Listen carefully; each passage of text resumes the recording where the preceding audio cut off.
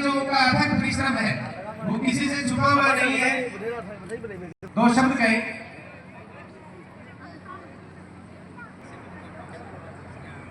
बाबा के चरणों में वंदन करते हुए डीएम स्मार्ट स्कूल के संचालक संजय जी बहुत शानदार एक कार्यक्रम संजय जी के द्वारा हर साल की तरह इस साल भी आयोजित हो रहा है। 14वां ये कार्यक्रम और ये स्कूल की जो मुख्य बिल्डिंग है, मुख्य भवन है स्कूल का, और वो बड़ा खूबसूरत दिव्य और भव्य पंडाल आप सब देख पा रहे हैं। पेड़ को केवल ईंधन मानते हैं, ईंधन, और पौंजी शर्मा या फर्नीचर मान लेते हैं। सामने हम सब के सेठ स्कूल के सेठ बैठे हैं, जय श्री श्याम बैठे हैं, हमारे दैनिक और पर्यावरण संरक्षक के पौंजी शर्मा बादरा से अभी संबोधन कर रहे हैं। का विद्यार्थी रहा हूँ, वर्षों विज्ञान और अंग्रेजी पौंजी शर्मा से तो इस कवि भी हैं, अगर सबसे पहले गजलकार हैं पौंजी शर्मा, तो फोटो जिनको आप अभी सुन पा रहे हैं। ही आए थे। ये मुख्य रोड जो जा रही है, ये यहाँ पधारी हुई टीमों के भोजन की व्यवस्था, और ये श्याम चंग मंडल की टीम और संचालक एमपी जी सैनी आगे जा रहे हैं, और भी टीम साथी साथ में जुड़े हुए हैं।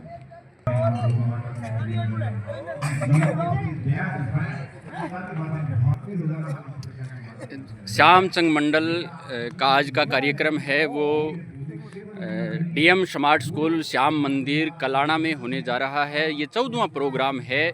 और एमपी भाई साहब, आप भी श्याम चंग मंडल को लेकर कई बार आते हैं। ये हमारी जो टीम है, टीम के साथी साथ में आप देख पा रहे हैं। हाँ सब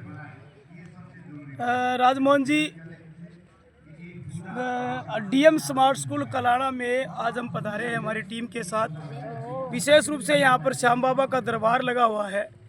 हम नहीं पधारे हैं, श्याम बाबा की आज्ञा है, श्याम बाबा का आदेश है, और वो हमें लेकर के यहाँ आए हैं। हमारी इतनी हिम्मत नहीं है कि हम यहाँ पहुँच सके, लेकिन जैसा ही श्याम बाबा का आदेश होता है हमें यहाँ आना पड़ता है। तो श्याम बाबा के आदेश के अनुसार आज इस विद्यालय में जो दरबार बाबा का लगा हुआ है उसमें हाजिरी लगाने के लिए हम श्याम चंग मंडल के साथी हैं वो पधारे हैं। कोशिश करेंगे कि बाबा के गुणगान हम गाएं, और गुणगान गा करके यहाँ पर जो भी उपस्थित है उन जन समूह को, उन युवाओं को अच्छे एक संदेश दे सकें, ताकि समाज में और हमारी संस्कृति से जुड़े हुए इस कार्यक्रम में हम लोग अपनी सहभागिता निभा सकें, ताकि श्याम बाबा के आशीर्वाद से ये जो पूरा इलाका है, ये पूरा जो क्षेत्र है, उसमें सुख शांति और समृद्धि बनी रहे। इस पूरे इलाके के अंदर जितने भी जो भी वर्ग से जो लोग जुड़े हुए हैं उनके परिवारों में सुख शांति श्याम बाबा के आशीर्वाद से बनी रहे।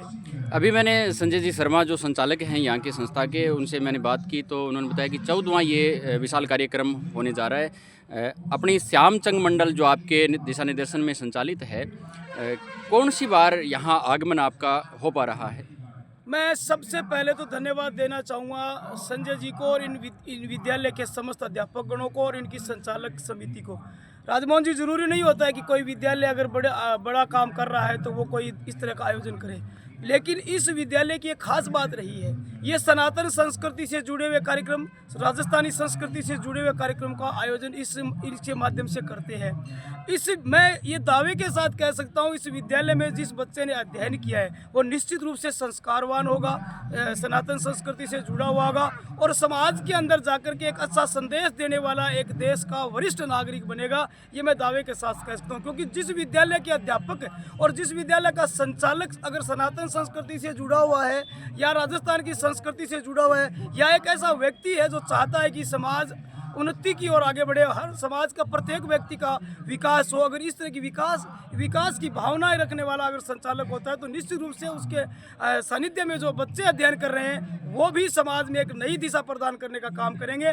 मैं धन्यवाद देना चाहूँगा संजय जी को, और संजय जी के साथ जितने भी इनके टीम के लोग जो काम कर रहे हैं, अध्यापकगण जो काम कर रहे हैं, क्योंकि जो एक शिक्षक जो होता है वो एक समाज को नई दिशा प्रदान करने का काम करता है।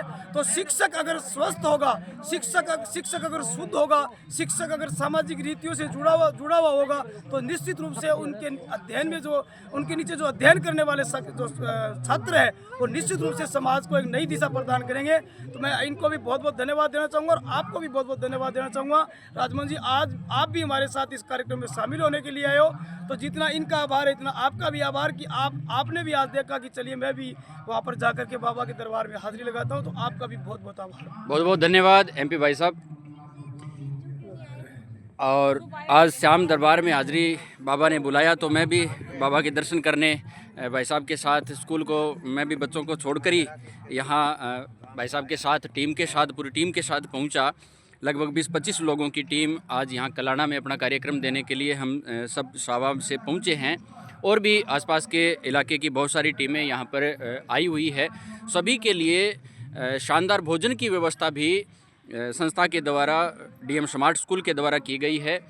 और संजय जी बड़े सोशल वर्कर हैं, एक बीमार गायों की चिकित्सा हेतु गौशाला चलाते हैं और उस पर जितना व्यय होता है वो अपने कोष से करते हैं। हालांकि कुछ बाहर से अगर दान पुण्य के रूप में गौ सेवार्थ आता है तो अच्छी बात है, वरना धन खर्च करने में संजय जी भी हिचकिचाते नहीं हैं। ये जो मैं आप गौशाला देख पा रहे हैं, ये बीमार गौओं की चिकित्सा हेतु ये बड़ा कितना अच्छा सुंदर शेड बना हुआ है। और ये गायें हैं। आज गौमाता के इस चिकित्सालय में उनके निवास में हम सबको यहाँ भ्रमण का सौभाग्य मिला है। बड़ी शानदार व्यवस्था है। बीच में ये भोजन की व्यवस्था, इधर चारे के लिए लंबी खेड़ बनी हुई है और बीच में एक खेड़ है वो पशुओं को सामूहिक पानी पीने के लिए, गौमाताओं के लिए यहाँ पर ये पानी के लिए बनी हुई है। और नियमित आप साफ सफाई देख सकते हैं, कितनी शानदार साफ सफाई की व्यवस्था गौ चिकित्सालय में है। आपको कहीं भी ऐसा नहीं लगेगा। ऐसी व्यवस्थाएं हमें नागौर देखने को मिलती है या फिर कलाना देखने को मिलती है। अपने आप में विश्व स्तरीय गौशालाओं से मुकाबला करने वाली व्यवस्थाएं संजय जी शर्मा के द्वारा प्रदान की जा रही है। और MP भाई साहब भी गौ सेवा से लंबे समय से जुड़े हुए हैं और आज इस बहाने इस संस्था का भी निरीक्षण साथ साथ में कर रहे हैं। देख रहे हैं कि हम क्या क्या व्यवस्थाएं यहाँ की है, क्या अपने वहाँ की व्यवस्थाओं में हम यहाँ से कुछ सीख कर सुधार कर सकते हैं। क्या MP भाई साहब, आप भी गौ सेवा से लगातार जुड़े हुए हैं, आपको ऐसा कुछ लगता है कि हमें भी कुछ और सुधार या अपना अच्छा चल रहा है? राजमोहन जी, अभी आपके साथ आकर के इस गौशाला का निरीक्षण भी हम लोगों ने किया है और मैं लगातार गौमाता की सेवा के साथ जुड़ा हुआ हूँ। कोशिश रहती है कि गौमाता की जितनी सेवा हमसे हो सके हम करें। और आपके माध्यम से कोई अगर वीडियो भी देख रहा है तो मैं उनसे भी निवेदन करूँगा कि जिस जगह भी आप रह रहे हो, जिस जगह से भी आप इस वीडियो को देख रहे हो, आप लोग भी अपने नज़दीक में अगर कोई गौशाला है तो वहाँ आप जाएँ और जाकर के गौमाता की सेवा करें। अगर आप लोग जा नहीं सकते तो आप लोग अपना आर्थिक सहयोग जितना भी आपका सामर्थ्य है, मैं कोई ये नहीं कहता कि आप 5 लाख दो, 11 लाख दो, 1 लाख दो, 51,000 दो, जितना भी आपका सामर्थ्य है आप अपनी नेक कमाई में से आपके नज़दीकी जो गौशाला है उनमें आप अपना आर्थिक सहयोग जरूर करें। और इसके साथ साथ मैं आप सभी से ये भी कहना चाहूँगा, अगर आप लोग जाने में समर्थ हैं तो आप किसी भी दिन जब भी आपको लगे कि मेरे परिवार में किसी सदस्य का जन्मदिन है, किसी परिवार के सदस्य की पुण्यतिथि है, या किसी परिवार के ऐसा सदस्य जो हम सबको छोड़ करके ईश्वर के चरणों में चला गया उसका दिन है, या आपके परिवार में कोई वैवाहिक वर्षगांठ है, या आपके परिवार में कोई ऐसा शुभ कार्य होने जा रहा है जैसे मकान का मुहूर्त है, आप कोई नया व्यवसाय शुरू करने जा रहे हैं, इस तरह का आपका कोई आयोजन है, तो उन अवसरों पर आप अपने नज़दीकी गौशालाओं में जाकर के गौमाता की सेवा करके आप गौमाता का आशीर्वाद ज़रूर प्राप्त करें। और विशेष रूप से मैं आप लोगों से ये ज़रूर कहना चाहूँगा कि अगर आपके बच्चों का जन्मदिन है तो जो आप जन्मदिन माने कि आज हम लोग क्या है पाश्चात्य संस्कृति के अनुसार जन्मदिन मनाते हैं, होटलों में जाते हैं, वहाँ पर जो केक काटते हैं, गाल पे लगाते हैं, वो न करें। आप अपने बच्चों को गौशाला में लेकर के जाएं, उन बच्चों को अपने हाथों से गौमाता की सेवा करवाएं और फिर उसका जन्मदिन मनाएं। वो उस बच्चे का जो जीवन है वो एक उत्तम जीवन होगा।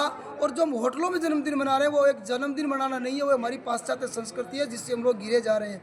मैं इसी के साथ राजमोहन, आज इस गौशाला को मैंने देखा है तो मेरा मन बहुत संतुष्ट हुआ है, क्योंकि यहाँ पर एक साफ़ सुथरा वातावरण हम देख पा रहे हैं बना हुआ है, गौमाता की सेवा यहाँ हो रही है।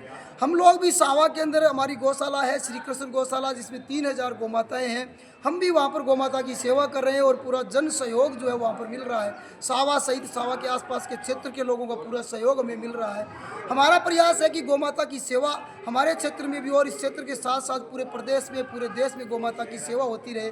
तो मैं इस गौ सेवा के लिए और गौशाला के संचालन के लिए संजय जी को, डीएम स्मार्ट स्कूल के तमाम अध्यापक गणों को और इस गौशाला को संचालित कर रहे तमाम जो गौ सेवक है उनको मेरी ओर से बहुत बहुत बधाई और धन्यवाद देना चाहता हूं।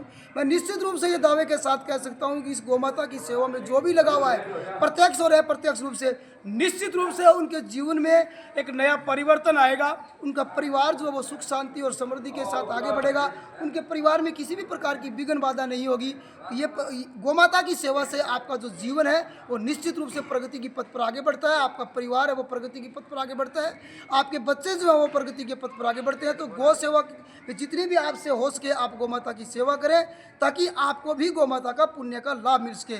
जय गौ माता की, जय श्री कृष्णा, जय श्री राम, जय श्री श्याम। जय श्री श्याम, जय श्री श्याम। गौ सेवार्थ यहाँ की पूरी टीम लगी हुई है। साहब बैठे हैं, आए हुए मेहमान निरीक्षण कर रहे हैं गौशाला का।